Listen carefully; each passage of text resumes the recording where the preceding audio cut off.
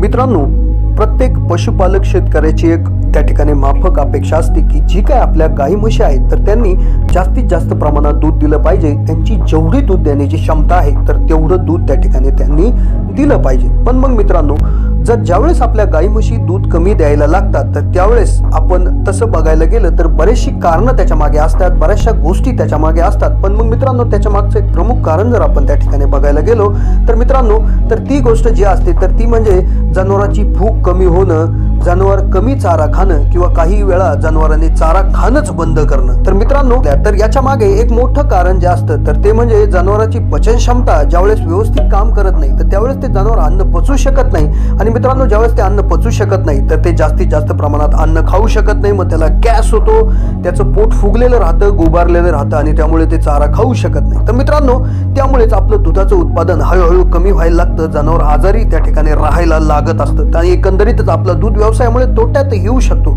तर मित्रांनो, त्यामुळेच ही मोठी समस्या असते। तर मित्रांनो, त्यामुळेच मी या व्हिडिओमधून जनावरांची भूक वाढण्यासाठी एक त्या ठिकाणी एक साधी गोष्ट आपण जनावरांना त्या ठिकाणी द्यायची आहे, जेणेकरून जनावरांची भूक त्या ठिकाणी चांगल्या प्रमाणात वाढलेली एका शास्त्रीय अभ्यासात त्या ठिकाणी निदर्शनास आलेलं आहे। आणि मित्रांनो, ही गोष्ट दिल्यानंतर त्या ठिकाणी दुधाचं प्रमाण सुद्धा वाढलेलं त्या ठिकाणी निदर्शनास आलेलं आहे। मग मित्रांनो, ही गोष्ट कुठली आहे, ती कशी द्यायची आहे, तर ते आपण त्या ठिकाणी जाणून घेऊया। चला तर मित्रांनो, चालू करूयात हा व्हिडिओ। पण मित्रांनो, जर तुम्ही या चॅनलला नवीन असाल तर जरूर या चॅनलला सबस्क्राईब करून शेजारील बेलचं बटन दाबा। तर मित्रांनो, ती गोष्ट जी आहे तर ती आपण नेहमी आपल्या आहारात सुद्धा त्या ठिकाणी वापरतो आहे। ती गोष्ट आपल्याला काही नवीन नाहीये, फक्त ती देण्याची पद्धत थोडीशी त्या ठिकाणी वेगळी असते। मग मित्रांनो, ती जी काही गोष्ट आहे तर तिचं नाव आहे सौफ किंवा बडीशोप। मित्रांनो, जनावरांना आपल्याला 50 ग्रॅम त्या ठिकाणी बडीशोप त्या ठिकाणी द्यायची असते, जेणेकरून त्यांची भूक वाढते, त्यांची पचन क्षमता त्या ठिकाणी सुधारते व त्याचबरोबर त्यांच्या